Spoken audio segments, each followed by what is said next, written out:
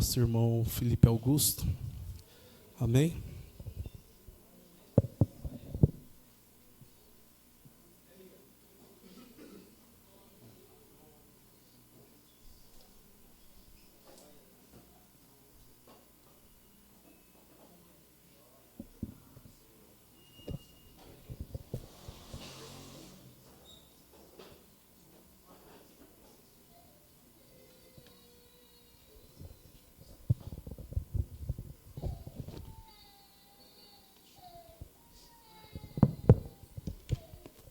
Paz do Senhor, irmãos.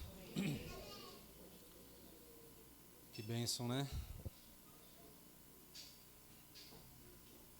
O Senhor tem falado com a gente desde de manhã. A gente tem recebido uma porção do Senhor. Se puder fechar essa janela, por favor. A gente tem recebido, não posso dizer nem que é apenas uma porção, né? Uma grande porção do Senhor. E hoje a gente quer... Eu acredito que pelo tanto que o Senhor me permitiu que eu escrevesse, a gente não conclua hoje, mas a gente vai tentar continuar aquele tema que o pastor chegou até a comentar hoje pela manhã, e a gente nunca combina nada, irmãos. Os que pregam sabem que a gente é sempre pego de surpresa. E o pastor comentou acerca do tabernáculo, das coisas do tabernáculo, que a gente há algum tempo vem trazendo essas ministrações. A gente tinha dado uma pausa na conclusão. Mas essa semana o Senhor já tinha me falado que eu ia pregar no domingo, mesmo sem eu saber, e o Senhor tinha colocado no meu coração a continuação desse tema, né? Um tema que é muito extenso, a gente não vou conseguir trazer todos os detalhes que a gente vai precisar, acredito que fique para uma próxima oportunidade, mas eu creio que aquilo que o Senhor pôde ministrar no nosso coração, eu creio que o Senhor pode ministrar no coração da igreja também, porque esse é o nosso desejo, que o Espírito Santo possa falar no nosso coração. Amém, irmãos? Então vamos ler, irmãos. Nosso tema, né, para quem não estava aqui, é Cristo e o Tabernáculo, continuação que a gente vai fazer. A gente parou da última vez na entrada do Santos dos Santos, a gente atravessou aquele véu, aquela cortina, e agora a gente está com o sumo sacerdote de frente para a arca, né, para a arca da aliança, dentro do Santos dos Santos. Então a gente vai ler alguns textos, vamos ler Hebreus capítulo 9, irmãos, só alguns versículos. Alguns textos que a gente já leu também, tá, irmãos? Esses textos a gente já leu em outras oportunidades, mas a gente vai só relembrar alguns textos. Hebreus capítulo 9, vamos ler o versículo 1. Essa frase que o Senhor fala a Moisés em Êxodo capítulo 25, não precisa abrir agora, irmãos. Ele fala para Moisés: e me farão um tabernáculo e eu habitarei no meio deles.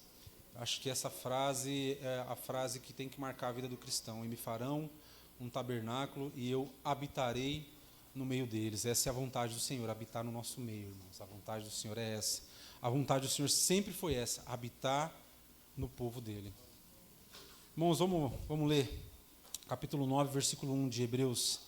Ora, também o primeiro tinha ordenanças de culto divino e um santuário terrestre, porque um tabernáculo estava preparado, o primeiro em que havia o candeeiro e a mesa, os pães da proposição e o que se chama santuário. Mas depois do segundo véu estava o tabernáculo que se chama o Santo dos Santos, e que tinha o incensário de ouro e a arca do concerto, coberta de ouro toda em redor, em que estava um vaso de ouro que continha o maná, e a vara de Arão que tinha florescido, e as tábuas do concerto. E sobre a arca, os querubins da glória, que faziam sombra no propiciatório, das quais coisas não falaremos agora particularmente. Ora, estando estas coisas assim preparadas, a todo tempo entravam sacerdotes no primeiro tabernáculo, cumprindo os serviços, mas no segundo, somente o sumo sacerdote, apenas uma vez ao ano, não sem sangue, que oferecia por si mesmo e pelas culpas do povo, dando nisto a entender que o Espírito Santo, que ainda o caminho do santuário não estava descoberto, enquanto se conservava em pé o primeiro tabernáculo, que é uma alegoria, uma imagem, algo que é semelhante para o tempo presente, em que se oferecem dons e sacrifícios, que quanto à consciência não podem aperfeiçoar aquele que faz o serviço, consistindo somente em manjares, em bebidas e várias abluções e justificações da carne, impostas até o tempo da correção. Mas, vindo Cristo, o sumo sacerdote dos bens futuros, por um maior e mais perfeito tabernáculo, não feito por mãos, isto é, não desta criação, nem por sangue de bodes ou bezerros, mas por seu próprio sangue, entrou uma vez no santuário, havendo efetuado a eterna redenção. Porque, se sangue de touros e bodes e cinzas de uma novilha, esparzida sobre os imundos, o santifica, quanto à purificação da carne, quanto mais o sangue de Cristo, que pelo Espírito eterno se ofereceu a si mesmo, imaculado a Deus, purificará as vossas consciências das obras mortas, para servirdes ao Deus vivo. E por isso, ele é mediador de um novo testamento, para que, intervindo a morte, para a remissão das transgressões, que havia debaixo do primeiro testemunho, os chamados recebam a promessa da herança eterna. Vamos para o capítulo 10, irmãos. Versículo 8. Pode virar uma página.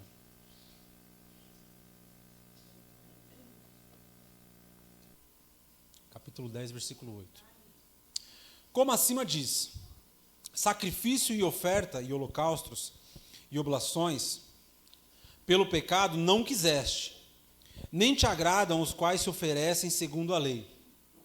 Então disse, eis aqui venho para fazer, ó Deus, a tua vontade. Tira o primeiro então, para estabelecer o segundo. Ele está falando do concerto, irmãos. Tira o primeiro concerto para estabelecer o segundo concerto. Na qual vontade temos sido santificados pelo sacrifício do corpo de Jesus Cristo, feito apenas uma vez. E assim todo sacerdote aparece cada dia ministrando e oferecendo muitas vezes os mesmos sacrifícios, que nunca podem tirar os pecados. Mas este Cristo, havendo oferecido um único sacrifício pelos pecados, está assentado para sempre à direita de Deus. Daqui em diante, esperando até que seus inimigos sejam postos por escabelos dos seus pés. Porque, com um só sacrifício ou oblação, aperfeiçoou para sempre os que são santificados. E também o Espírito Santo nolo testifica, porque depois de haver dito, este é o concerto que farei com eles. Depois daqueles dias, diz o Senhor, porei as minhas leis no seu coração, e as escrevereis nas tábuas dos seus entendimentos, e jamais me lembrarei dos seus pecados e das suas iniquidades. Ora, onde há remissão deles, não há mais sacrifício pelos pecados. Tendo, pois, irmãos, ousadia para entrar no santuário, no Santo dos Santos, pelo sangue de Jesus, pelo novo e vivo caminho, que ele nos consagrou pelo véu, isto é, pela sua própria carne, e tendo um grande sumo sacerdote sobre a casa de Deus, cheguemo-nos com verdadeiro coração e inteireza de fé, ou tendo os corações purificados da má consciência e o corpo lavado com água limpa, retenhamos firmes a confissão da nossa esperança, porque fiel é aquele que prometeu. Amém, irmãos, vamos orar. Pai, nós te louvamos por essa palavra, Senhor. Nós te agradecemos porque o Senhor é fiel para cumprir a tua palavra, Senhor. Nós te louvamos, Senhor, pelo que nós temos ouvido aqui, Senhor, que faz parte de tudo aquilo que o Senhor já tem preparado para os nossos corações, e entendermos a tua vontade sobre as nossas vidas, Pai. Nós te louvamos por essa noite, te louvamos pela oportunidade de ouvirmos a tua palavra. O nosso maior interesse é que o teu Espírito Santo haja nos nossos corações. Pai, em nome de Jesus, nós repreendemos agora toda interferência maligna. Nós repreendemos agora toda mornidão espiritual. Nós repreendemos agora todo embaraço, todo laço, tudo aquilo que o inimigo possa fazer para tirar a nossa atenção da tua palavra. Nós repreendemos em nome de Jesus. Nós não aceitamos no nosso meio nenhum espírito que possa entrelaçar os nossos pensamentos. Nós levamos a ti os nossos pensamentos para que o Senhor torne cativos os nossos pensamentos, para que nós possamos entender com clareza a tua palavra, para que o Senhor possa repreender tudo aquilo que o inimigo tem projetado contra a tua igreja. Pai, em nome de Jesus, nós repreendemos nós repreendemos em nome de Jesus. Nós não aceitamos a influência do inimigo contra a tua palavra. Senhor, esse momento é teu, manifesta o teu Espírito no nosso meio, Senhor. Em nome de Jesus, nós clamamos para que o nosso coração esteja, Senhor, fértil para receber a tua boa palavra, Senhor. Em nome de Jesus, Pai, isso não é um mero momento, essa é a oportunidade de ouvirmos a tua voz. Senhor, fala conosco, Senhor. Abre os nossos ouvidos, pois nós queremos ouvir a tua voz, Senhor. Em nome de Jesus, abre os nossos olhos, pois nós queremos enxergar a tua vontade, Senhor. Em nome de Jesus, nós clamamos pelo teu Espírito, Senhor. Retira tudo aquilo que não pertence de ti e deixa apenas o teu Espírito, Senhor. Em nome de Jesus, Pai, nós suplicamos a tua presença, Senhor. Nós invocamos a tua presença no nosso meio. Em nome de Jesus, nós não aceitamos sair daqui sem a tua presença. Alamarrachei, rebarra suremas. Nós não aceitamos sair daqui sem a tua presença. Ah, Senhor, em nome de Jesus, fala conosco, Pai. Em nome de Jesus, fala conosco, Senhor. Ah, Senhor, nós te louvamos, Pai. Amém. Irmãos, vou só resumir. Deixa eu olhar o tempo. Só vou resumir, irmãos, rapidamente aqui. A gente não vai precisar abrir por enquanto. Se vocês quiserem já abrir em Êxodo capítulo 25, versículo 8.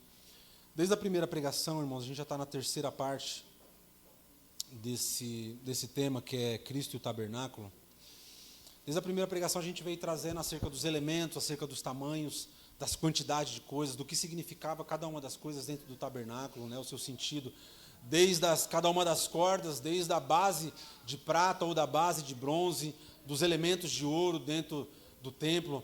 Então a gente conseguiu caminhar, para quem esteve aqui ou para quem pôde acompanhar depois, acho que só a primeira parte não foi gravada, mas quem pôde assistir, quem pôde estar aqui presencialmente, conseguiu entender um passo a passo que o Senhor foi montando nesse tabernáculo. Esse tabernáculo que foi construído pela vontade do Senhor através do povo de Israel no deserto. Então Deus, ele chama Moisés ao monte e fala: Moisés, fica aqui quietinho que eu quero falar algo muito sério com você. E a Bíblia fala que durante 6 dias Deus não fala absolutamente nada com Moisés.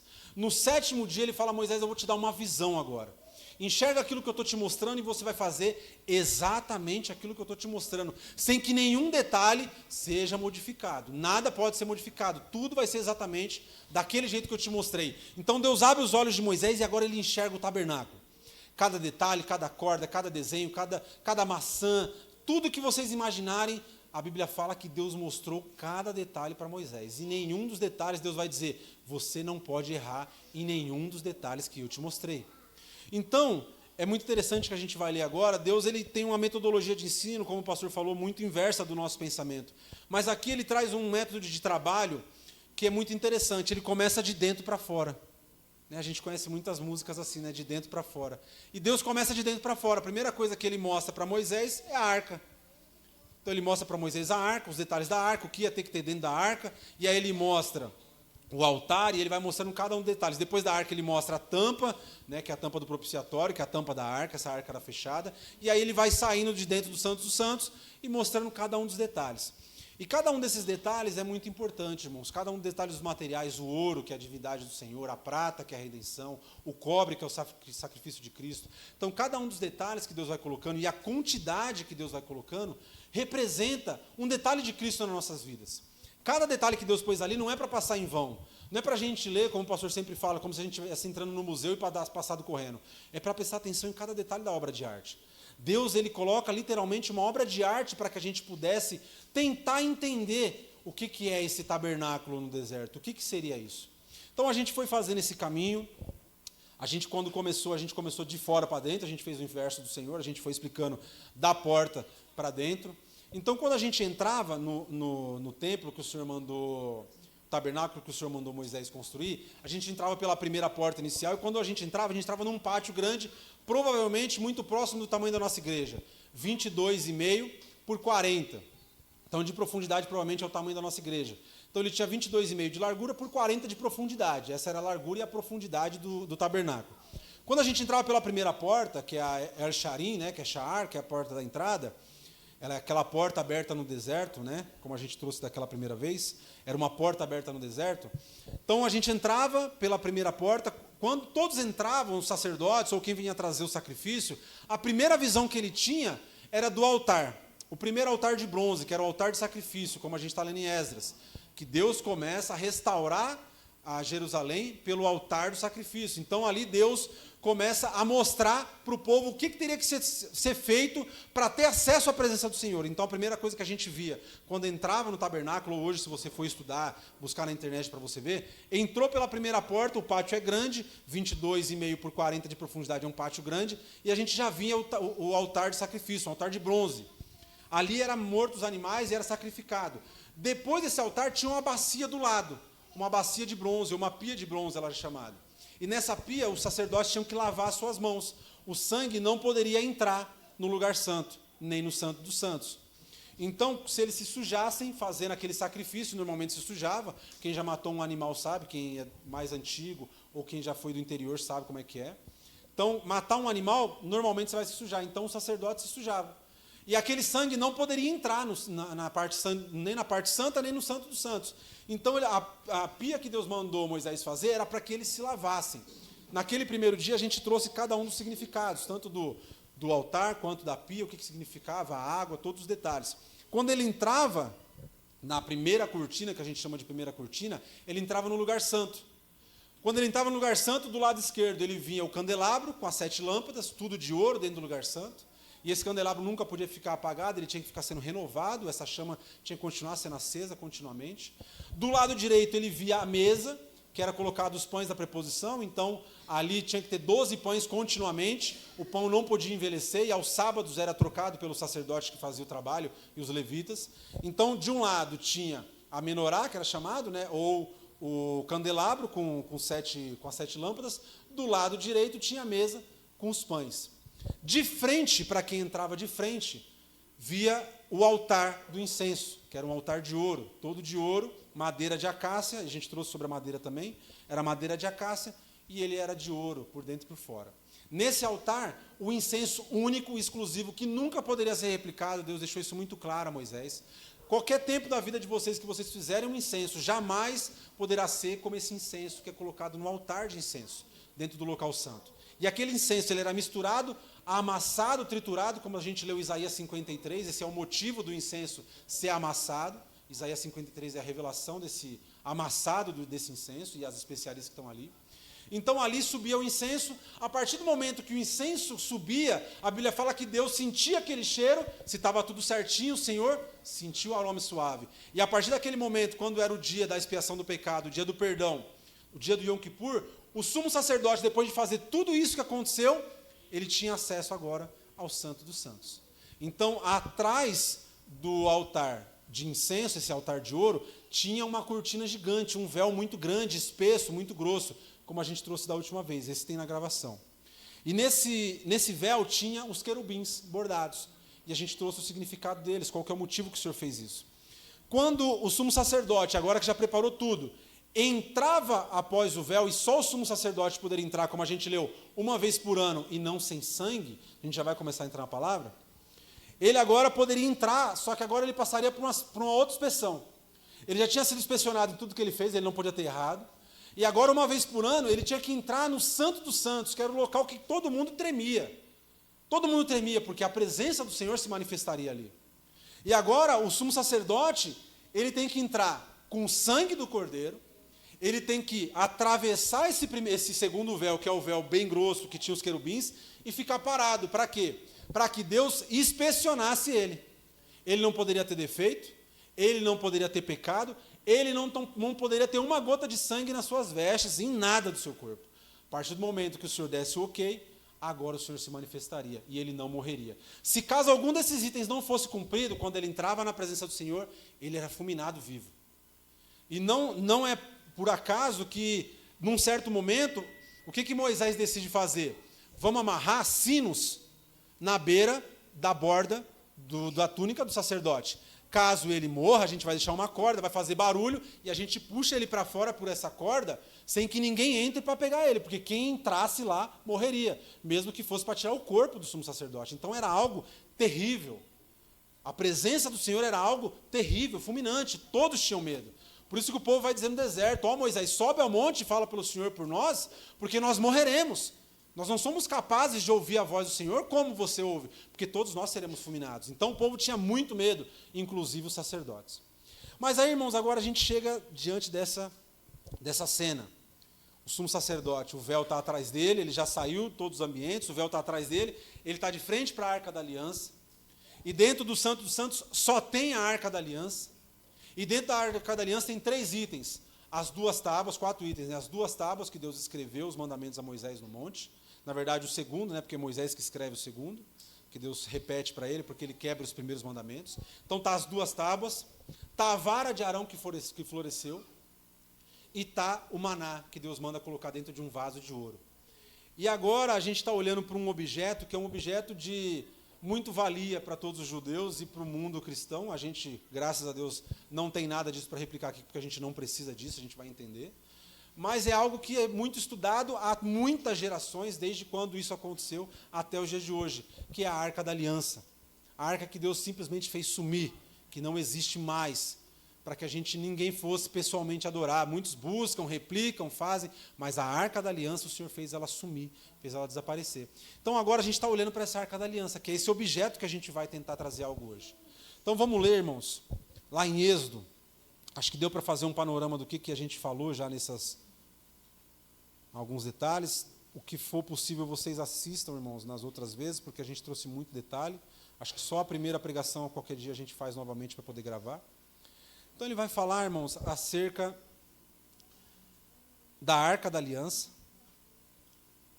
e da tampa do propiciatório de ouro. Vamos ler Êxodo 25, versículo 10, irmãos. Êxodo capítulo 25, versículo 10.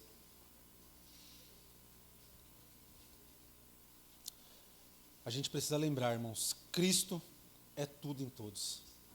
Cristo é tudo em todos. Romanos 11:36, Paulo vai dizer: porque dele, por ele e para ele são todas as coisas. Porque dele, por ele e para ele são todas as coisas. Por meio dele que nós existimos, por meio dele que nós nos movimentamos, é por ele que nós vivemos, irmãos. Tudo, do primeiro versículo de Gênesis ao último versículo de Apocalipse, foi escrito por ele, por meio dele e para ele. Tudo que a gente lê na Bíblia, qualquer coisa, qualquer detalhe, ou como ele vai dizer, nenhum acento ou um tio vai ser removido dessa palavra. Tudo é Cristo em todos. Tudo é Cristo em todos. Então ele vai dizer assim, versículo 10. Também farão uma arca de madeira vai estar escrito em algumas versões cetins, é madeira de acácia.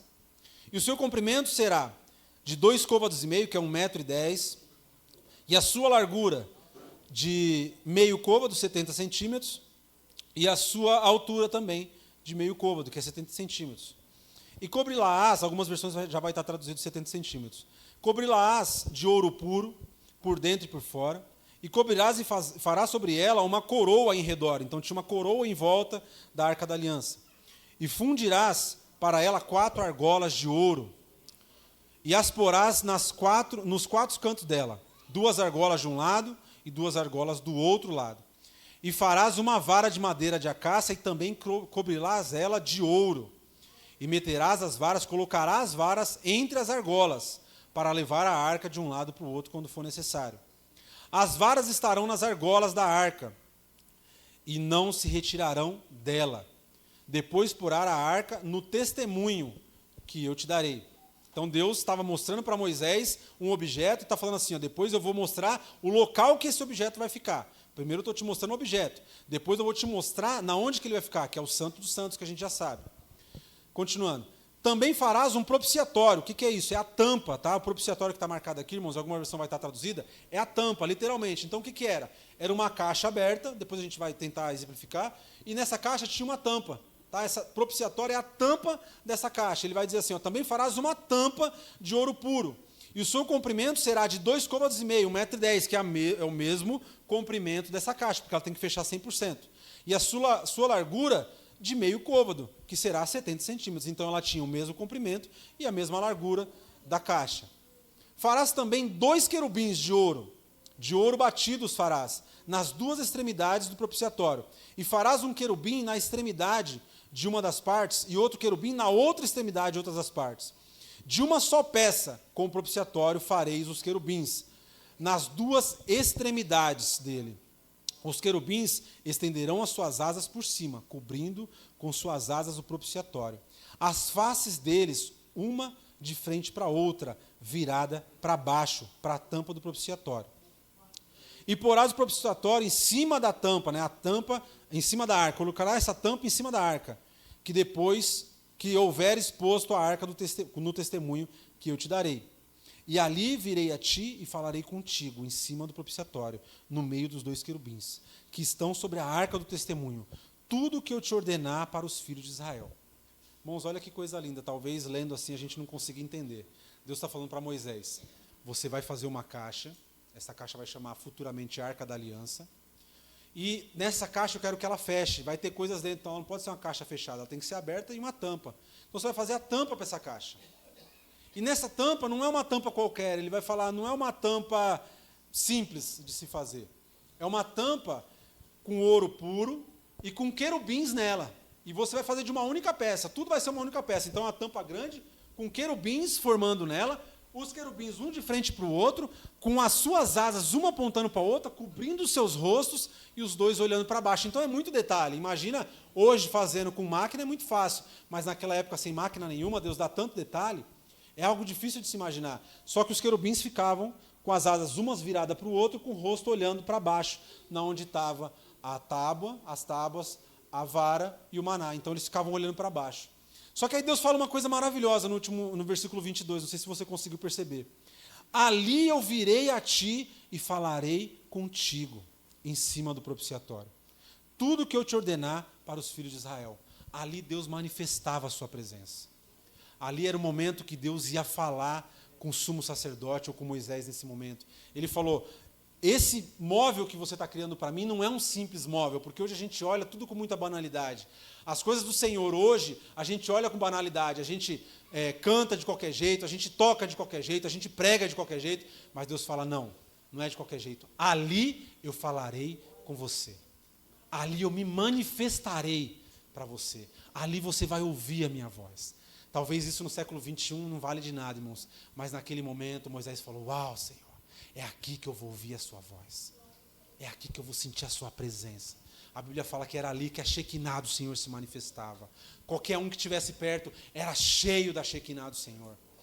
A Bíblia vai dizer que depois que Salomão vai fazer esse local para colocar a arca, quando ele abre e ele vê as tábuas ali dentro, a Bíblia fala que a glória do Senhor invade todo o templo, ao ponto de todos caírem no chão e não aguentar ficar de pé. De tanto poder do Senhor que se manifestava ali. Então nós estamos diante de algo que o Senhor está dizendo, o meu poder se manifestará nesse lugar. O meu poder se manifestará nesse lugar. Então, irmãos, a gente vai caminhar, acredito que a gente vai conseguir entender o final. É interessante que quando a gente olha para essas medidas, se você ler Êxodo, a partir do capítulo 25 até o capítulo 40, é só medidas. Deus vai dando detalhes e passando medidas. Dando detalhes e passando medidas. E um tempo atrás, não foi agora, um tempo atrás eu estava falando com o Senhor, e de repente o Espírito Santo começou a falar para mim, altura, largura, comprimento, profundidade. Altura, largura, comprimento, profundidade. Repetindo isso na minha mente. Eu falei, amém, Senhor. Altura, largura, comprimento, profundidade. Isso ficou na minha mente, o Senhor começou a ministrar no meu coração essa palavra. Isso já faz um bom tempo. E aí, quando a gente vai construir uma caixa, quem já fez algo de madeira, né, o irmão Leonel, construtor, sabe o que é isso? A gente tem várias medidas. Altura, largura, comprimento, só que numa caixa a gente tem um detalhe, profundidade. Por exemplo, irmãos, se eu medir essa lateral aqui, é uma largura. Ela não é a mesma da parte interna. A parte interna tem profundidade. É menos, sempre é menor a profundidade, porque aqui a gente tem uma base. Então significa que a profundidade aqui é um pouco menor. Então, Lá em Êxodo, Deus não fala para Moisés a profundidade, porque quem já construiu alguma coisa sabe que a profundidade de uma caixa você não precisa falar. Porque se você faz, o Orlando está aí, construtor, sabe. Se você faz uma caixa de madeira, você vai pegar a largura, a altura da parede e o comprimento. A profundidade ela sai naturalmente, porque é a parede interna, a parte interna é a profundidade. Então você não precisa, Deus não precisava falar para Moisés esse detalhe, ó, a profundidade vai ser de tantos centímetros. Não, porque é óbvio, quem constrói sabe. Se eu estou fazendo uma caixa, ela vai ter 3 pontos e a parte interna é o 4º ponto, que é a profundidade. E aí o Senhor começou a ministrar isso no meu coração. Eu falei, é verdade, Senhor. Altura, largura, comprimento e profundidade. O tabernáculo como um todo era assim, e a Arca da Aliança principalmente, porque era uma caixa. Ela tinha altura, largura, comprimento, mas ela também tinha profundidade, que é a parte interna. Profundidade sempre é para dentro. Sempre é para dentro, isso é profundidade. E aí, irmãos, vamos ler um texto interessante. A Bíblia, ela trata esse tema de profundidade de algumas maneiras muito interessantes. A maioria das vezes é com rio ou com poço, alguma coisa desse tipo. Quando a gente pega, pode abrir, irmão, João capítulo 4. João capítulo 4. Acho que é a partir, deixa eu ver de onde que eu marquei, acho que é a partir do versículo 7. João 4, versículo 7.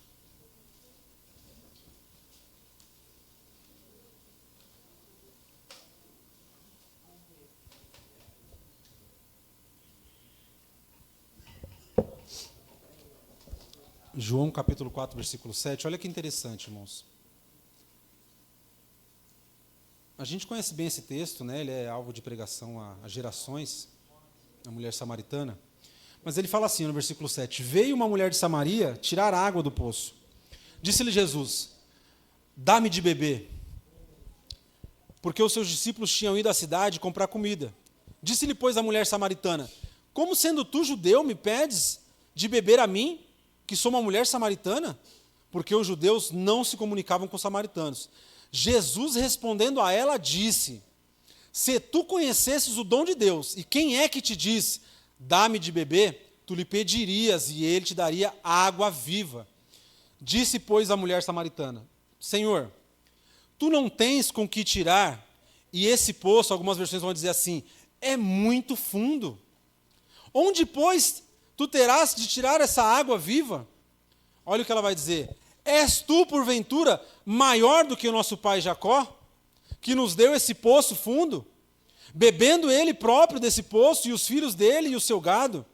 Jesus respondeu e disse-lhe, qualquer que beber dessa água tornará a ter sede, mas aquele que beber da água que eu lhe der, nunca terá sede. Porque a água que eu lhe der se fará nele uma fonte que jorrará água para a vida eterna. Só até aqui, irmãos. Olha que coisa louca que o Senhor vai dizer para ela. Ela vai dizer assim, o poço é muito fundo, Jesus. O poço é muito fundo. E eu estou olhando, você não tem nada para tirar a água daí. Não tem um balde, não tem uma corda aí, vamos colocar uns 10 metros de corda, 15 metros de corda. Você não tem nada para tirar, como é que você vai tirar a água daí? Jesus olha para ela e ela ainda fala uma coisa que é mais interessante ainda. Ela fala assim, o poço é fundo, deixa eu te fazer uma pergunta. Você é maior do que Jacó? És tu maior que Jacó?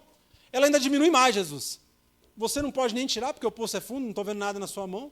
Você, por algum acaso, é maior do que Jacó? Irmãos, alguém já viu um geyser? Todo mundo sabe o que é um geyser? Acho que as crianças não sabem. Quem é mais novo talvez não saiba. O geyser, o que é um geyser? Geysers são fenômenos que acontecem, tem 4 países no mundo que acontecem, Estados Unidos, Rússia, Islândia e, se eu não me engano, Nova Zelândia.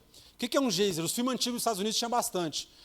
É um buraco no chão e ele joga água para cima de tempos em tempos. Por causa da pressão da água, o que acontece esse geyser? A água da chuva, ela molha o solo, normalmente próximos a onde tem vulcões, mas não necessariamente precisa ser, mais próximos, onde tem, na maioria das vezes tem. E aí ela começa a molhar o solo e essa água desce. O estudo, para quem conhece geografia, quem conhece esse tipo de estudo, vai entender que ela desce muito profundo, ao ponto dessa água que é puxada pelo solo tocar no magma. E quando ela toca no magma, ela começa a ferver, começa a esquentar. Isso é natural. Imagina uma água tocando numa lava de vulcão. Naturalmente ela começa a ferver. E o estudo mostra, isso não é Bíblia, isso é estudo, irmão, você pode procurar na ciência, que conforme essa água começa a ferver, ela começa a entrar no estado de ebulição, começa a ter vapor, ela começa... O estudo mostra que ela fica 1.500 vezes maior do que o estado que ela entra. Então, ela entra como água, ela vira, com a pressão do calor, ela começa a expandir, e aí ela começa a ter essa pressão, e daqui a pouco, quando essa pressão vai aumentando, chega a 200 graus mais ou menos, ela explode para cima. Quando ela explode, ela sobe a uma altura de mais ou menos 100 metros de altura. Olha que coisa, irmão. Você jogar na internet, depois joga em casa, geyser, só para você ver. É lindo. Ela explode a água para cima. E é interessante que essa palavra geyser, ela significa uma coisa. Ela é uma palavra que foi criada na Islândia. Jorrar. Essa palavra geyser significa jorrar. A mulher está dizendo para Jesus assim, Jesus, o poço é fundo. E eu não estou vendo corda nenhuma. Jesus olha para ela e fala assim, ó, você não conhece a minha profundidade. Porque a minha profundidade, quando você beber da minha água, não vai sair uma água do balde. Ela vai explodir para cima dentro de você. Ela vai jorrar. É a palavra que Jesus usa. Jesus vai usar exatamente essa palavra. Ela não vai sair de você. Ela vai jorrar de dentro de você. Porque Jesus olha para ela e fala assim, eu sou muito maior do que Jacó. Eis aqui quem é maior do que Jacó. O poço é fundo? Você acha que é fundo. Deixa eu te falar uma coisa. Com corda não dá para buscar a minha água. Mas se eu te der essa água vai começar a ferver dentro de você. E você vai jorrar a água. E essa água vai produzir vida. É uma água viva. É uma água viva. Não é a água de um rio. Jesus não fala para ela isso. Não é uma água. Jesus fala assim para ela. A água que eu te der fará em você que jorre para a vida. Que jorre para a vida. Não é uma aguinha de um poço fundo, que ela achava que o poço era muito fundo. Jesus fala, não. Isso não é tão profundo como você parece. Se você soubesse com quem você está falando. Alabaxerebas. Se você soubesse com quem você está falando, eu te daria água. Mas essa água não ia matar sua sede. Essa água te levaria para a vida eterna. Essa é a água da profundeza do Senhor. O Senhor está falando, essa água, você não consegue pôr um baldinho para pegar. Essa água você não puxa na corda. Só eu posso te dar, porque se você beber dela, vai jorrar de dentro de você. Irmãos, é como o Espírito Santo quando entra na nossa vida. A gente não consegue se controlar. É uma explosão do Senhor. O Senhor está falando, você vai ter que jorrar, porque não depende de você puxar. Num poço, para você beber água, você tem que puxar. Irmão, só que se o Senhor te der a água dele, não depende de você. Depende dele fazer jorrar na sua vida. Fazer jorrar essa água. É o Senhor que faz jorrar. Porque num poço você tira, mas num geyser você não tira. Irmãos, quando ele vem explodir, ele começa fazendo um barulho de pressão. Shhh. Irmãos, quando ele jorra, quem estiver perto, irmãos, pode perder até membro. Se a pessoa estiver com a mão, estiver com a cara, ela pode morrer. Com tanta pressão que ela sobe. 100 metros de altura, irmãos, ela passa desse prédio que foi construído aqui. Imagina uma água que sobe a 100 metros de altura. A pressão que ela vem. Mas ela vem de uma profundeza, irmãos. Ela é muito profunda. Ela toca no magma. Ela toca lá embaixo, no final da terra, para poder subir. E o Senhor está falando para ela, a água que eu te der, ela não vai vir de um poço. Ela vai vir das profundezas. Ela vai vir lá do fundo. Porque a minha profundidade é muito funda. Para tocar na minha água é muito fundo. Mas se eu te der essa água, ela vai explodir dentro de você. E ela vai te levar para um lugar, para a vida eterna, Jesus fala para ela. Essa água te levará para a vida eterna. Nunca mais você terá sede. Não de água perecível, mas da água da vida eterna. Alabaxerebas. Aramas. Ezequiel, irmãos, 47. Ezequiel, ele vai ter uma visão tão maravilhosa. De repente ele está andando. E... Senhor. Eu não sei se você consegue sentir a presença do Senhor, irmãos, mas... Alabaxarabassoremas. Senhor. A Bíblia fala que Ezequiel está caminhando e de repente ele está vendo a água correndo do trono, escorrendo pelos umbrais. Só que Deus queria mostrar algo a mais para ele. E ele já está vendo aquela água, já está algo espetacular, porque ele está vendo um trono, ele está vendo os umbrais e é como se fosse uma inundação. Quem já viu uma inundação? a gente viu agora no Rio Grande do Sul, começa a sair água dos batentes da porta, e aí daqui a pouco ele começa a olhar e fala, Senhor, está inundando tudo o santuário. E a Bíblia fala que a água começa a escorrer para fora. E aí, simplesmente, a Bíblia fala que um homem apareceu e pegou na mão de Ezequiel. Vem andar comigo, Ezequiel, que eu quero te mostrar. E a Bíblia fala que esse homem começa a andar, irmãos, para dentro de um rio com Ezequiel. E quando ele começa a dar uns passos, Ezequiel faz questão de narrar isso, ele fala assim, a água estava dando no meu calcanhar. Só que o homem falou, a gente não vai parar, vamos andar mais um pouco. E ele continuou caminhando com aquele homem para dentro do rio. E ele vai dar de novo o relato, ele fala, agora as águas estão chegando no meu joelho. E para quem já foi em rio, irmãos, eu que passei bastante tempo no interior, a gente sabe que rio dá medo, irmãos. O rio, quando você começa a ir para o fundo, a gente começa a ficar com medo, irmãos. Eu que já fui bastante em rio, sim, a gente sabe.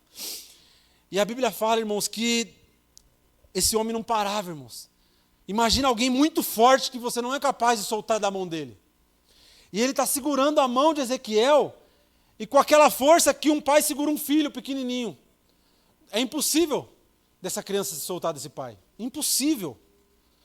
E esse homem continua andando para dentro desse rio. E a Bíblia fala que Ezequiel fala, agora a água já estava no meu pescoço, estava no peito. Ao ponto de que só pode passar quem estiver nadando. Sabe por quê? Porque as águas já são muito profundas. Essas águas são profundas demais. A gente já não conseguia mais passar caminhando. Agora a gente só conseguiria estar nesse rio se a gente fosse a nado. Porque as águas são muito profundas. As águas são muito profundas. Não dá mais para caminhar. Agora eu preciso parar. Então a Bíblia fala que naquele momento o homem olha para Ezequiel e fala, você entende o que vês? A gente não entende, irmãos, quando o Senhor quer nos fazer andar sobre as águas, entrar na profundidade do Senhor. Às vezes a gente não consegue entender que o Senhor quer nos levar mais profundo, Ele quer continuar caminhando, a gente está com medo, a gente está olhando e falando, nossa, eu não sei nadar, acho que eu não vou conseguir, a água está na cintura, e eu já estou tendo aquela aflição da água, e daqui a pouco a água está no peito, eu já estou, ai meu Deus, eu vou morrer, arabaxás. E o Senhor ainda está segurando na mão dele e fala, você está vendo a profundidade que eu posso te levar? E às vezes a gente não entende a profundidade que o Senhor quer nos levar. Porque a gente quer ficar no calcanhar, irmãos. A gente é raso. A gente não quer ver a profundidade. A gente olha para a largura, a gente olha para o comprimento do oceano, mas a profundidade a gente não quer entrar. A gente consegue olhar a largura. A gente consegue ver o comprimento, a gente joga no Google, a gente até acha. Mas a gente não quer entrar lá no fundo e falar assim, ó, eu quero ver até onde eu posso ir com o Senhor. Eu quero ver até onde o Senhor pode me fazer andar. E aí ele volta, e agora o Senhor olha e fala assim, ó, olha, o que você está vendo? E ele começa a ver aquele rio, irmãos, frutificar por onde passa. Na onde aquela água toca, as árvores crescem, começa a dar fruto, tudo começa a ser sarado, tudo começa a ser restaurado. Tudo, a Bíblia fala que tudo que aquelas águas tocavam era restaurada. Todas as coisas que aquelas águas tocavam era restaurada. Era restaurada. As árvores estavam mortas, começa a ter vida. Não tinha fruto nenhum, começa a aparecer fruto. A Bíblia fala que na onde as águas tocavam, tudo ia tendo vida. Ah, Senhor. Ah, Senhor. Ah, labaxai. Ah, irmãos, é muito profundo, Senhor, é muito profundo. A gente não consegue entender essa profundidade do Senhor. A gente olha e às vezes se deslumbra com o tamanho, né? A gente vê uma obra, a gente vê um comprimento, uma largura, mas a profundidade só vê quem entra, quem está dentro. Profundidade, irmãos, é só por dentro. Vocês não estão vendo o que eu estou vendo aqui, mas o Senhor vê a profundidade. Com o Senhor é profundo, não é só externo. O externo é fácil, é aparente, irmãos. É aparente. Profundidade é só com o Senhor. Tamanho é fácil, eu vejo a medida, eu vejo a largura, eu vejo a altura. Olha, é grande. Profundidade só vê o Senhor. Profundidade só vê quem está com o Senhor. A gente canta, quero ir mais fundo, leva-me mais fundo, quero ir mais fundo. Profundidade, só quem está na presença do Senhor. Eu só vejo a profundidade do rio quando eu dou a mão para o Senhor e eu me disponho a caminhar para dentro da água. É só assim que eu vejo a profundidade que o Senhor tem para mim. O externo é fácil, eu vejo o externo, eu olho, é aparente, é bonito. Nossa, que lindo! É lindo esse externo. Jesus vai falar, tem jeito de que vives, mas está morto, porque o Senhor, Ele vê o interno. Os olhos do Senhor que são chamas de fogo, Ele vê por dentro, Ele vê profundo, irmãos. Ele não olha o que você tira com balde. A água que você tira com balde para o Senhor não serve. Nós temos que pedir para o Senhor, Senhor, me dá da tua água, me dá da tua água, Senhor, me dá da tua água, Senhor. Só o Senhor pode me dar da água da vida, porque vem das profundezas do Senhor. Vem das profundezas do Senhor. Nós não conhecemos a Cristo se nós não entramos nas profundezas do Senhor. Nós não conhecemos a Cristo. Muitas das vezes nós temos forma, nós temos rosto que estamos vivos. Mas o Senhor, Ele vai dizer, tem rosto de que vives, mas está morto. Porque o Senhor, Ele olha para dentro, irmãos. Samuel, ele vai chegar, isso não está nem texto. Samuel, ele vai chegar na casa de Jessé e o primeiro mais bonito que ele vê é esse Senhor, o rei de Israel. Labacheiremas. É esse Senhor, porque ele é bonito, ele é forte. É esse, não é possível que o Senhor escolheu outro rei. Esse é o novo rei de Israel. Deus vai falar para Samuel, ei Samuel, espera um pouquinho. Eu não vejo como você vê, porque o homem vê o exterior. Eu vejo o interior. Eu não vejo o externo. Eu não vejo o que você tem, eu não vejo como que você está. Eu vejo como você está por dentro. Se está de terno, se está pelado, não importa. Deus, Ele nos vê por dentro, irmãos. Ele nos vê por dentro, não importa a sua condição. Ele vai te ver por dentro. Você pode ser milionário ou você pode ser um mendigo. Ele te vê por dentro.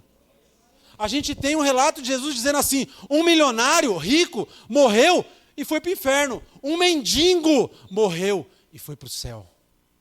Olha o que o Senhor mostra. Eu vejo por dentro, não vejo por fora. Um milionário morreu e foi para o inferno. O mendigo morreu e foi para o céu. Jesus falou isso, não foi outra pessoa. Ele está dizendo, o meu olho não é o seu olho. O que eu vejo não é o que você vê. A gente não tem a mesma visão. A gente não enxerga do mesmo jeito. O ser humano, como ele vai dizer para Samuel, e ele deixa isso muito claro, ele vê o exterior. Samuel, o ser humano, ele não fala você, Samuel. O ser humano, Samuel, vê o que o outro tem, vê como ele é, vê a aparência. Mas eu, o Senhor, vejo por dentro. Eu vejo por dentro, não vejo por fora. Não vejo por fora. Ah, Senhor, o poço é fundo, nossa, que lindo. Se você soubesse quem fala contigo, mulher. Se você soubesse quem fala contigo. Irmãos, Paulo, lá em Coríntios, capítulo... 1 Coríntios, capítulo 2. Ah, Senhor. 1 Coríntios 2, vamos ler só um versículo, irmãos. A gente está falando do tabernáculo, irmãos, nós estamos falando de Cristo. Esse é o tabernáculo de Cristo, isso que ele queria mostrar para a gente. 1 Coríntios, capítulo 2, versículo 9, ele fala assim. Mas como está escrito, as coisas que olho nenhum viu, e ouvido nenhum ouviu, e não subiram ao coração do homem, são as que Deus preparou para aqueles que o amam. Mas Deus não-las revelou pelo seu Espírito, porque o Espírito penetra em todas as coisas, ainda até nas profundezas de Deus. Irmãos, só o Espírito Santo pode nos levar às profundezas de Deus. Só o Espírito Santo. Paulo vai dizer assim, ó, vocês não conseguem ver, vocês não conseguem ouvir aquilo que Deus tem preparado para aqueles que o amam. Sabe por quê? Porque somente o Espírito consegue entrar nas profundezas de Deus. Só o Espírito do Senhor sabe aquilo que Ele tem preparado para nós. Aquilo que Ele tem preparado para aqueles que o amam. E aí Ele revela, irmãos, lá em Efésios, capítulo 3, 17. Efésios, capítulo 3, 17. Fala assim, ó. Esse texto é muito conhecido, irmãos. Paulo agora ele vai ter a revelação. Olha o que ele vai dizer. Capítulo 3, versículo 17. Para que Cristo habite pela fé nos vossos corações, a fim de, estando arraigados, fundados em amor, podeis perfeitamente compreender com todos os santos qual seja a largura, o comprimento, a altura e a profundidade. E conhecer o amor de Cristo, que excede todo entendimento, para que sejam cheios de toda a plenitude de Deus. Ora, aquele que é poderoso para fazer muito mais abundante, além daquilo que pedimos ou pensamos, segundo o poder que em nós opera. Paulo vai dizer, para que seja revelado a vocês a largura, a altura, a profundidade do Senhor. Paulo ele vai revelar, irmãos, aquilo que a gente precisa de mais importante do cristão entender. A altura, o comprimento, a largura e a profundidade de Cristo Jesus. Por isso que eu estava lendo esse texto e o Espírito Santo começou a falar. Altura, largura, comprimento, profundidade. Altura, largura, comprimento, profundidade. Eu falei, uau, Senhor. É isso que o tabernáculo é. Cristo é tudo em todos. Ele é a largura do tabernáculo. Ele é o comprimento. Ele é a altura. Ele é a profundidade. Cristo é tudo em todos. Cristo é tudo em todos. Ele é a altura, Ele é a largura, Ele é o comprimento, Ele é a profundidade. Então, quando nós vemos a medida que Deus deu para Moisés, Ele não está passando qualquer medida. Às vezes a gente passa batido e fala, o que tem a ver? 1,10 m, né? 1,10 m por 70, não tem nada a ver. Irmãos, Deus está falando, Cristo é tudo em todos. Essa é a medida do varão perfeito. Essa é a medida de Cristo, a altura, a largura, a profundidade. Essa é a medida de Cristo. A plenitude de Deus, a altura, a largura, o comprimento e a profundidade, irmãos. É disso que a gente está falando. Vamos voltar lá para Êxodo, irmãos. A altura, a largura, o comprimento e a profundidade. Se a gente não entender isso, irmãos, não vale nem a pena abrir no livro de Êxodo. Se a gente não entender que Deus está falando da altura, da largura, do comprimento e da profundidade de Cristo em cada um dos detalhes do tabernáculo, não vale a pena nem a gente ler, irmãos. A gente pode fechar a Bíblia. Porque Cristo está tratando desses 4 itens, a altura, a largura, o comprimento e a profundidade de Cristo. É isso que ele está mostrando para a gente. Porque senão não faria sentido, irmãos.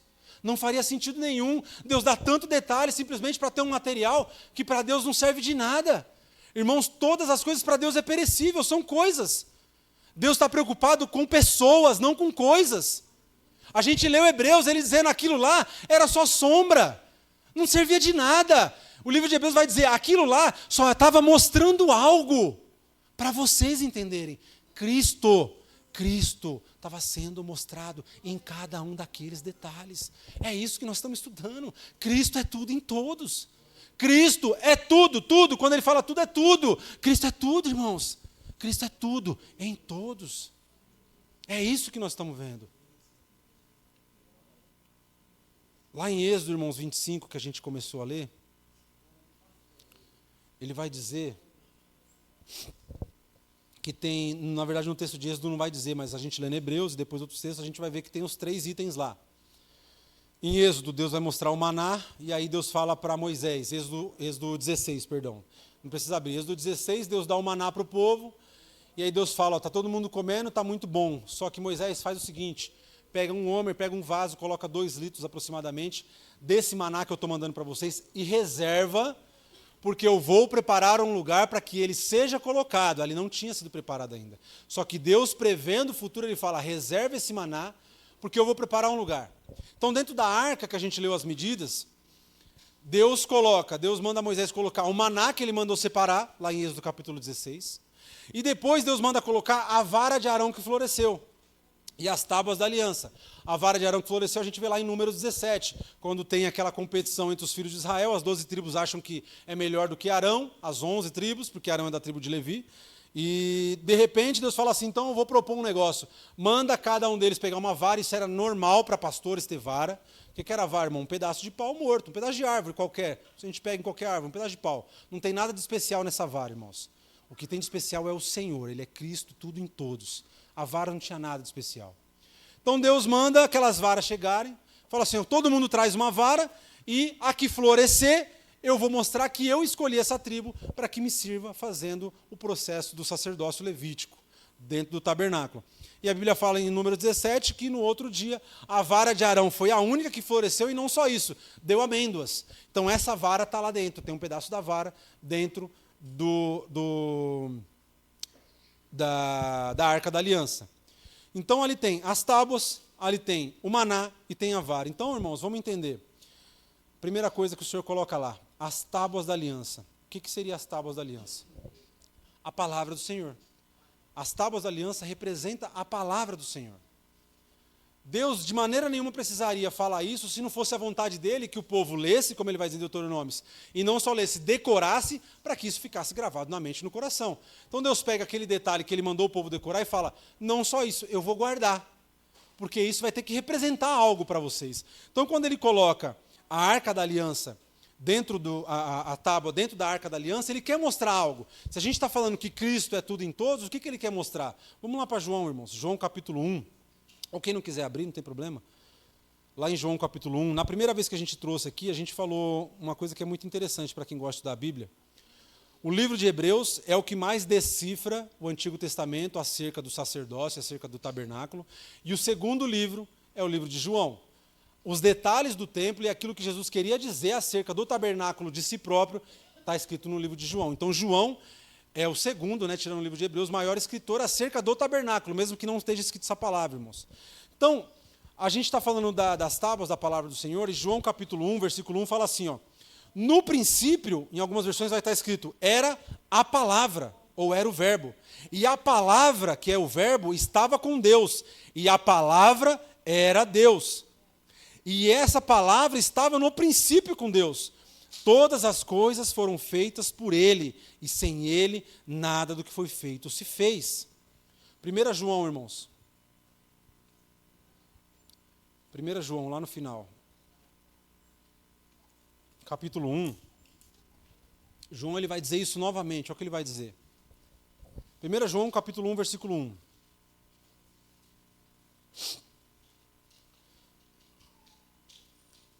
João, capítulo 1, versículo 1.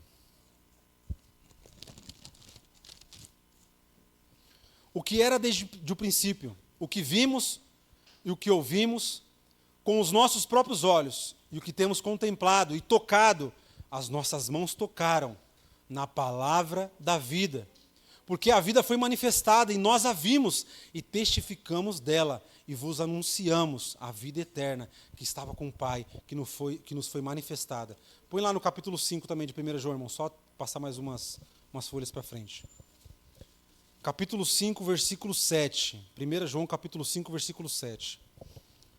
Fala assim, porque 3 são os que testificam no céu, o Pai, a Palavra e o Espírito Santo. Estes 3 são um. Estes 3 são os que testificam. E o Espírito, a água e o sangue. Estes 3 concordam em um. João ele vai dizer algo maravilhoso acerca do que tem dentro daquela arca, irmãos. A palavra é Cristo. As tábuas da aliança era Cristo. Os 10 mandamentos escritos nas tábuas era Cristo. É o que João vai dizer. Ele era a palavra desde o princípio. Ele é a palavra. O que vimos e ouvimos, e as nossas mãos tocaram na palavra da vida, que é Cristo. João ele vai dizer, tinha algo lá dentro daquela arca, e não era pedra, era Cristo se revelando na palavra. A palavra é Cristo. Cristo é as pedras da palavra. Cristo era aquelas tábuas que o Senhor fez Moisés escrever no monte, dizendo, Moisés, é isso que você precisa escrever, porque era Cristo sendo escrito em cada detalhe, entalhado naquela pedra. Cada detalhe daquelas palavras falava, Cristo, Cristo, Cristo, Cristo, Cristo, Cristo. Era Cristo sendo colocado ali. Quando Deus olha para Moisés e fala assim, ó, coloca a palavra lá dentro, ele está falando, coloca Cristo lá dentro. Cristo vai estar dentro daquela arca. E aí ele olha e fala assim, ó, tem que ter outro item aí dentro, o maná. Esse é muito conhecido. João capítulo 6, irmãos. João capítulo 6, a partir do versículo 31.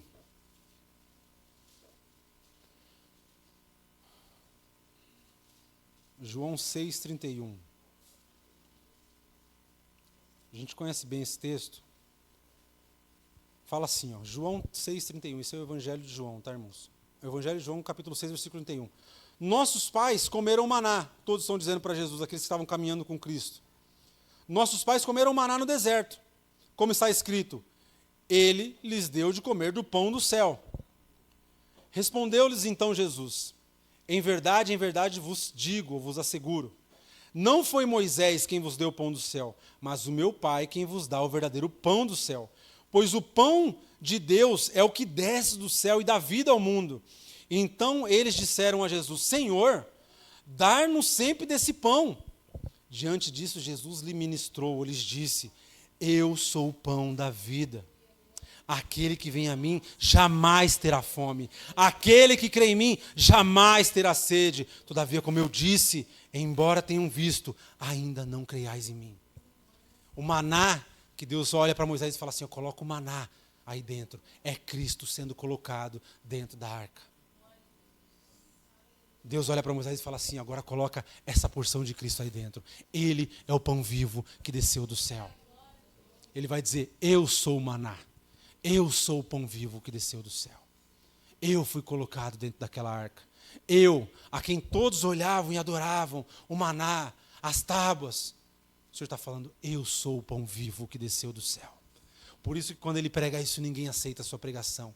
E ele fala, quem não comer da minha carne e não beber do meu sangue, não é digno de mim. Ele diz, eu sou o pão da vida.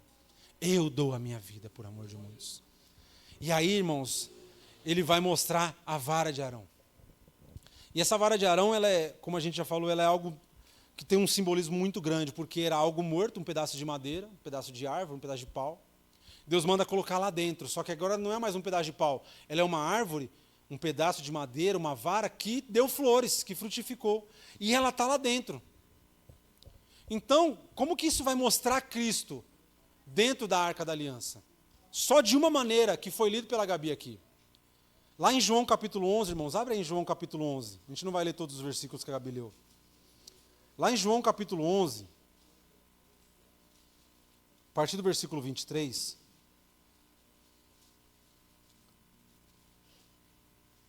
João capítulo 11, versículo 23.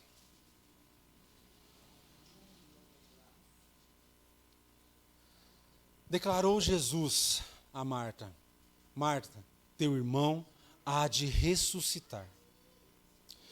Eu sei, replicou Marta, que ele há de ressuscitar na ressurreição no último dia. Então disse-lhe Jesus, eu sou a ressurreição e a vida. Quem crê em mim, ainda que esteja morto, viverá. Eu sou a ressurreição e a vida. Aquele que crê em mim, ainda que esteja morto, viverá. A vara de Arão, da morte para a vida. Da morte para a vida, ele vai dizer, eu sou a ressurreição e a vida. Aquele que crê em mim, ainda que esteja morto, viverá. Viverá. Deus está mostrando para Moisés, olha Moisés, Cristo é tudo em todos. Cristo é tudo em todos. Não tem um detalhe aí dentro que não fale de Cristo. Não tem nada que não fale de Cristo. Cristo é a vara, Cristo é o maná, Cristo é a palavra. Ele é tudo em todos. Ele é tudo em todos, irmãos. Isso é maravilhoso a gente entender isso, irmãos. Como Deus está presente em tudo. Deus faz parte de tudo, irmãos. Não tem nada nem ninguém que pode nos separar do amor de Deus que está em Cristo Jesus, nosso Senhor. Nada nem ninguém. Porque Ele é tudo, irmãos. A Bíblia fala que Ele é tudo. Se Ele é tudo, Ele é tudo. Ele é tudo, Ele é tudo, Ele é tudo. Cristo é tudo. A gente precisa entender isso. Cristo é tudo. É isso que está escrito. Cristo é tudo. E eles liam e não entendiam. Eles não sabiam. Até que o Senhor revelou aos seus filhos. Como Paulo vai dizer antigamente pelos profetas, mas a nós nesse momento, Ele nos revelou as profundezas. Isso é muito profundo, irmãos, a gente entender que Cristo está lá desde o começo em tudo. Cada detalhe, cada elemento, cada parte. Cristo é tudo em todos. Ele é tudo. Tudo, irmãos, a gente não precisa de nada. Nada pode substituir, porque Cristo é tudo em todos. Irmãos, se você tem carro, Cristo é tudo no seu carro. Se você não tem, Cristo é tudo. Se você tem casa, Cristo é tudo. Se você não tem, Cristo é tudo. Se você tem saúde, Cristo é tudo. Se você está doente, Cristo é tudo. Cristo é tudo em todos. Ele é tudo em todos. Tudo. Não tem vírgula. Cristo é tudo em todos. Nada mais. Ponto final. Cristo é tudo em todos. Acabou, irmãos. Por isso que Paulo ele vai dizer em Romanos 8, o que poderá nos separar do amor de Deus? Nada, porque Ele é tudo em todos, irmãos. Nada, não é a pobreza, não é a fome, não é perseguição, não é doença. Nada pode nos separar do amor de Deus, que está em Cristo Jesus. Está em Cristo Jesus, nosso Senhor. Ele é tudo, irmãos. Ele é tudo. Ele é tudo, Ele é tudo em todos. A gente não vai conseguir falar dos querubins, irmãos. Mas a Bíblia fala que os querubins olhavam para baixo, em sinal de reverência. Só que tem um detalhe interessante. Eles não só olhavam para baixo em sinal de reverência, porque todas as vezes que você vê querubins e Deus atrelado no mesmo texto, vai dizer que eles cobrem o rosto. Eles cobrem o rosto na presença do Senhor. A gente não consegue tecer com essa reverência diante do Senhor. Mas os querubins que vivem com o Senhor cobrem o rosto diante da sua presença. E eles olham para baixo, irmãos, mostrando uma coisa. Lembra quando eu falei lá de Gênesis? Porque os querubins ficavam ao redor do Jardim do Éden e ele coloca nas cortinas, para que era? Para proteger a entrada. Ninguém podia entrar nem sair. Então, os querubins estão de novo aparecendo, olhando para baixo, dizendo uma coisa. O Senhor está dizendo simplesmente uma coisa. Eu velo pela minha palavra. Eu velo pela minha palavra. Ninguém pode roubar a palavra do Senhor. Ninguém pode mudar a palavra do Senhor. Ela é imutável, sabe por quê? Porque é o Senhor quem protege a sua palavra. É o Senhor quem protege a sua palavra. Ele colocou querubins ali olhando para baixo. Lá baixarabás. Ele vela para cumprir a sua palavra. O compromisso do Senhor é com a sua palavra. O compromisso do Senhor é com a sua palavra. Palavra. Os querubins podiam estar olhando para a cara do sacerdote que entrasse. Podia estar olhando para cima, para um lado, para o outro. Não faria diferença nenhuma. Mas Deus quis mostrar uma coisa. Eu velo pela minha palavra. E ela vai ter que se cumprir. Ela vai ter que se cumprir. A gente vai finalizar, irmãos. Volta lá para Hebreus capítulo 9.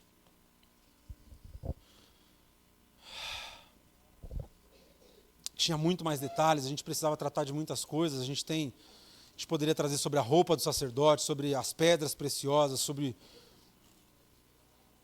tantos detalhes que o Senhor tem guardado para a gente nessa palavra, irmãos. E é algo tão profundo, se você puder, tente estudar sobre isso. É algo que só de pensar me dá vontade de chorar, porque é tão maravilhoso as coisas que o Senhor escreveu nesse texto, tão maravilhoso, que é como o pastor falou hoje de manhã, às vezes lê a genealogia e não dá atenção, irmãos, é a mesma coisa que lê os elementos do tabernáculo e não dá atenção. Achar que Deus só escreveu por escrever. É só um detalhe que está lá, mas eu agora no século XXI não preciso saber o que está escrito. É porque a gente não quer conhecer a Cristo. A gente não quer conhecer a profundeza de Cristo. Nós não queremos conhecer a altura, o comprimento, a largura de Cristo. É isso que está escrito ali. E aqui em Hebreus capítulo 9, irmãos, para a gente finalizar, ele fala assim no versículo 11. Mas vindo Cristo, o sumo sacerdote dos bens futuros, por um maior e mais perfeito tabernáculo, não feito por mãos humanas, isto é, não desta criação. Vai para o capítulo 10, irmãos. Versículo 16. Vou repetir, tá? Capítulo 10, versículo 16. Pode deixar aberto, eu vou repetir aqui, ó. Mas, vindo Cristo, aquele que é o sumo sacerdote dos bens futuros, por um maior e mais perfeito tabernáculo. Só que esse agora, irmãos, não é feito por mãos de homens. Essa não é desta criação. Capítulo 10, versículo 16. Este é o concerto que farei com eles depois destes dias. Esse texto, irmãos, a gente não vai ler, está lá em Jeremias, capítulo 31, a partir do versículo 32, tá? No capítulo 8 de Hebreus também o autor repete esse mesmo texto, só que mais completo. Só que a gente quer ler só essa porção. Este é o concerto que farei com eles depois daqueles dias, diz o Senhor. Porei as minhas leis, a gente está falando do que, irmãos? Das tábuas, da aliança. Porei as minhas leis, a palavra, em seus corações, e eu a escreverei em seu entendimento. E jamais me lembrarei dos seus pecados e das suas iniquidades. Lendo assim a gente não consegue entender muito bem, irmãos, mas olha que coisa linda. O Senhor agora está dando uma revelação para o escritor de Hebreus, provavelmente Paulo, mas pode ser qualquer outro, não tem muita importância. O escritor de Hebreus, através do Espírito Santo, está revelando algo muito profundo, que a gente caminhou até agora, que acredito que você vai conseguir entender. Ele vai dizer, este é o novo concerto, que eu farei com eles, diz o Senhor. Porei as minhas leis, a gente está apontando para as tábuas, dentro da arca, certo? Em seus corações, e as escrevereis no seu entendimento. Deus, ele mudou. Olha que interessante, a gente vê Deus colocando as tábuas dentro de uma arca, de uma caixa. E agora Deus está falando o seguinte, eu não vou mais escrever a minha lei em pedras, eu vou escrever no seu entendimento. E eu não vou mais guardar a minha lei numa caixa, eu vou guardar na onde? No seu coração. Sabe por quê? Porque o nosso coração é a morada do Senhor. O nosso coração é a habitação do Senhor. O escritor está dizendo assim, ó, agora nesse novo concerto, eu não moro mais ali. Eu não moro mais em templo feito por mãos humanas. Eu não apareço mais em cima de uma arca. Eu coloquei a minha palavra em outro lugar, no seu coração. Davi vai dizer, a tua palavra escondi no meu coração para eu não pecar contra ti, Senhor. Para eu não pecar contra ti. Nós somos essa habitação do Senhor, esse tabernáculo do Senhor, somos nós.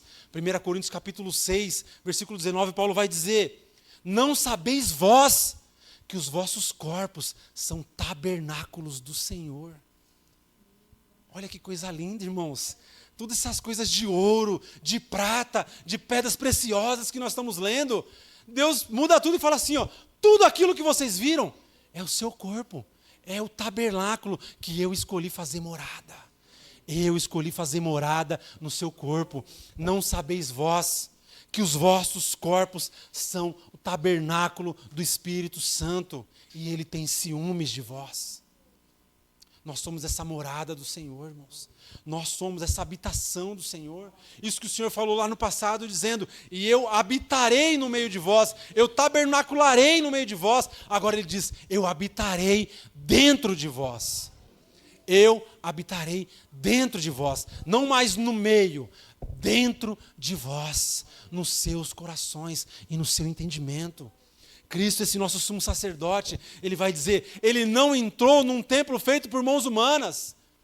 Ele não precisou entrar naquele local do Santo dos Santos, que era feito por mãos humanas. Ele é o nosso sumo sacerdote supremo, que se ofereceu uma vez por todas, para que nós tivéssemos acesso ao Pai, para que nós tivéssemos entrada diante do Senhor, para que nós tivéssemos essa liberdade de entrar diante do Senhor e falar, Senhor, faz morada em mim.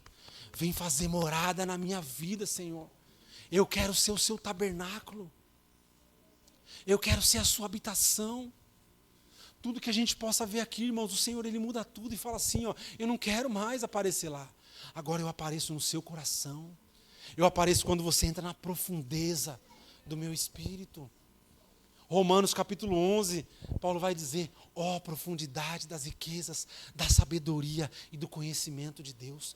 Quão insondáveis são os seus juízos, quão impenetráveis os seus caminhos, porque dele, por meio dele, para ele são todas as coisas.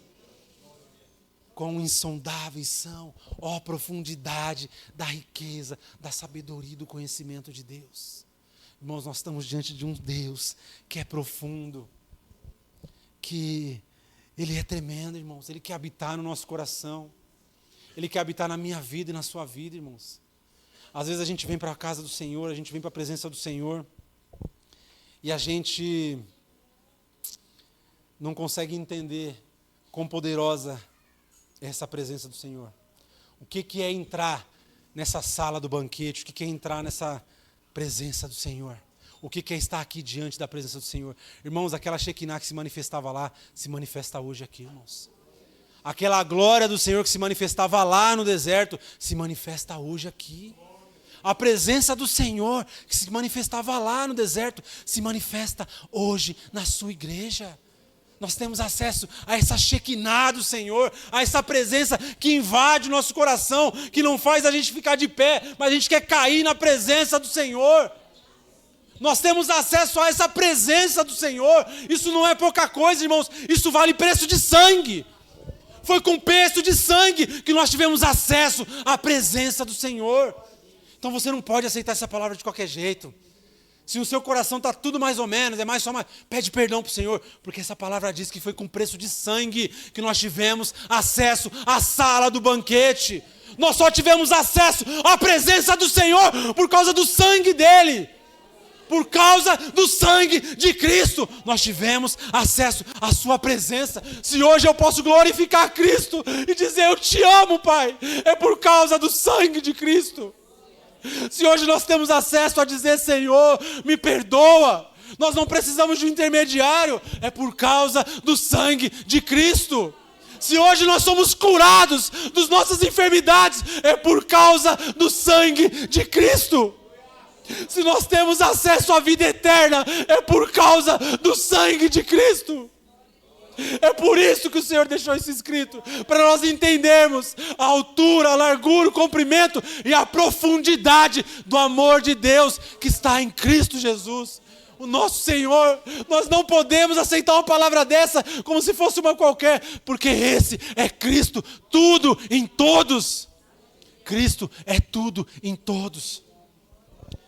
Irmãos, se a gente pudesse cantar um louvor, eu queria chamar a Vanessa, não precisa nem repetir, só uma vez. O Senhor falou, eu ouvi esse louvor o dia inteiro. O dia inteiro o Senhor falou comigo com esse louvor, é Sala do Trono, da Alda Célia. Aquela, Pai, eu quero te adorar em espírito e em verdade, ó, leva a minha sala do trono. Irmãos, a gente está diante de um Senhor, Ele vai dizer, como eu disse naquela primeira vez, eu sou o caminho, a verdade e a vida, ninguém vem ao Pai a não ser por mim. Em hebraico, o átrio, para quem não estava na primeira vez, o átrio, que é aquela primeira entrada, o átrio, ele é chamado de Derer. O lugar santo é chamado de Emet. E o segundo lugar, que é o terceiro lugar, que é o Santo dos Santos, é chamado de Raim. Qual que é a tradução desses três nomes, irmãos? Do átrio, do lugar santo e do Santo dos Santos. Qual que é a tradução desse Derer, Emet e Raim?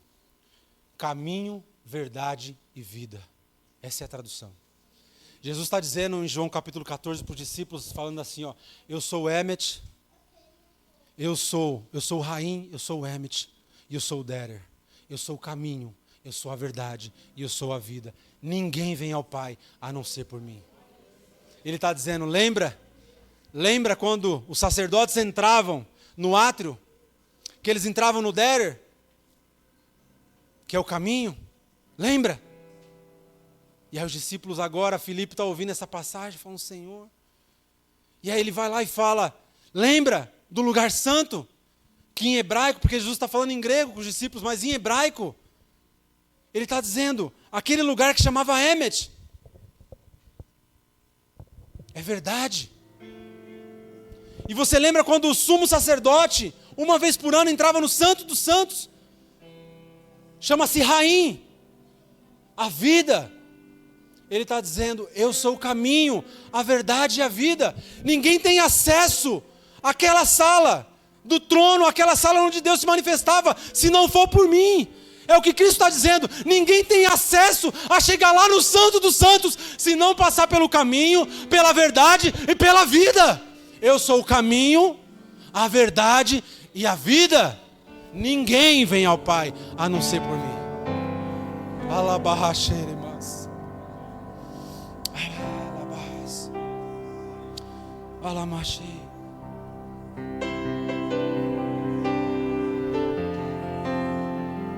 Alabaxere maharabas. Ayamasui hayashui mahanayasu keremahamas. Olamahas.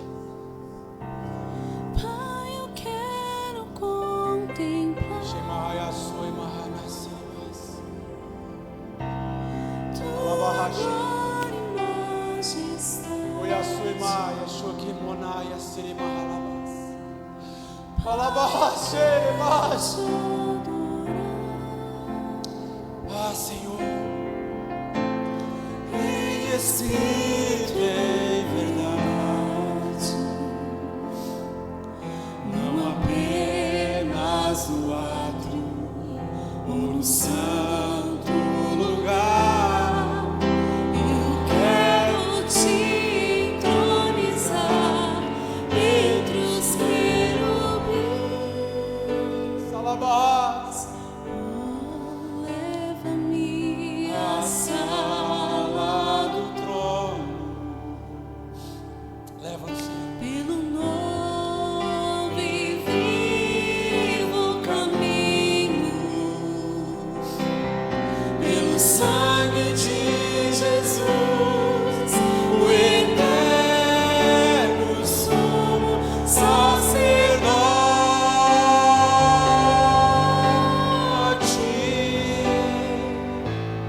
Oh, leva-me à sala do trono. Aramaias, pra ti, Emahachore, balabalabalabas. Senhor. Aqui Mahayasoi Moaneshe. Oh, Alabahashere, Manasi, Nekimai. Alabahashoi, Neke, Masuri, Lemas. pra te Adorar, Senhor, pra te adorar, Senhor, pra te adorar, Senhor. aleluia.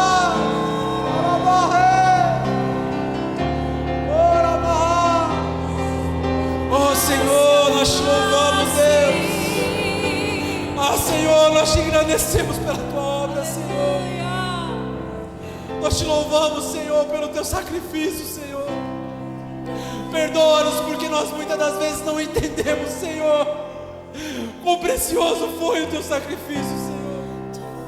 Nós não damos valor, Senhor, à tua obra perfeita, Senhor.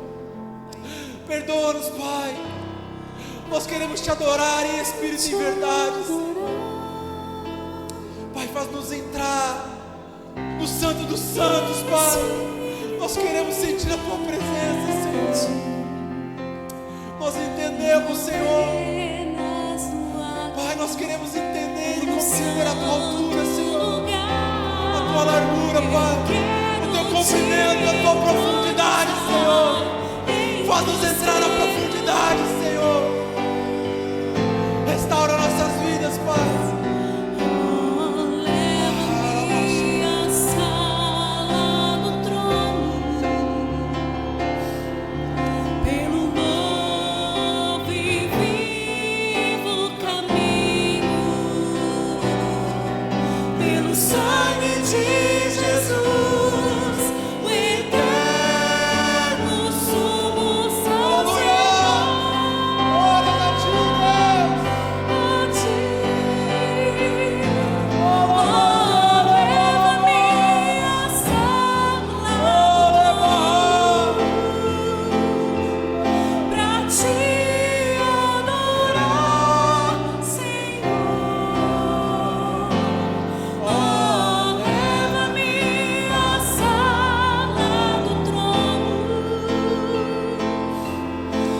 te